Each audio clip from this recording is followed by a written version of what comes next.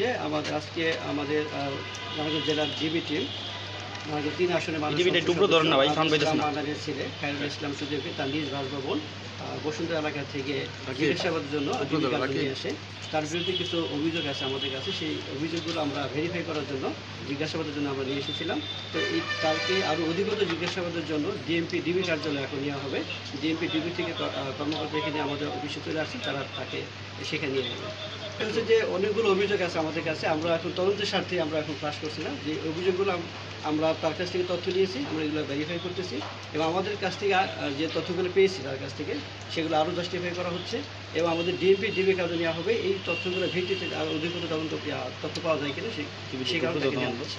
অনেকেই অভিযোগগুলো করেছে, স্পেশালি আমি নাম বলবো না, আমরা অভিযোগগুলো পেয়েছি কিন্তু তারা এখনও মামলা করার জন্য আসেনি, কিন্তু অভিযোগ জমা দিয়েছে। আমি বলেছি যে অনেকগুলো অভিযোগ পেয়েছে, মানে তারা মামলা করেনি কিন্তু অভিযোগগুলো জমা দিয়েছে। আমরা এই অভিযোগগুলো আসলে ভেরিফাই করার জন্য তাকে নিয়ে এসেছিলাম, জিজ্ঞাসাবাদ আমরা করেছি, কিছু তথ্য পেয়েছি এবং তার কাছ থেকে আরও কিছু মানে তথ্য পাওয়ার জন্যই ডিএমপি ডিবি কার্য নেওয়া হচ্ছে। চলমান মামলা নিয়ে এবং কেউ তার বিরুদ্ধে মামলা রুজু করছে তারা আনুমানিক 5-6টি অভিযোগ আমাদের কাছে আছে এবং ঢাকাও কিছু অভিযোগ আছে। এই কারণে ঢাকা ডিএমপি আটক করা হয়েছে কথা বাসভবন বসুন্ধরা এলাকা থেকে।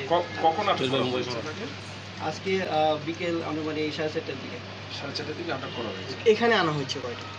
এখানে মানে বসুন্ধরা থেকে আসতে যতক্ষণ লাগে আর কি, 4:30 থেকে রওনা করছে, এখানে আসতে 5:30 পৌঁছে।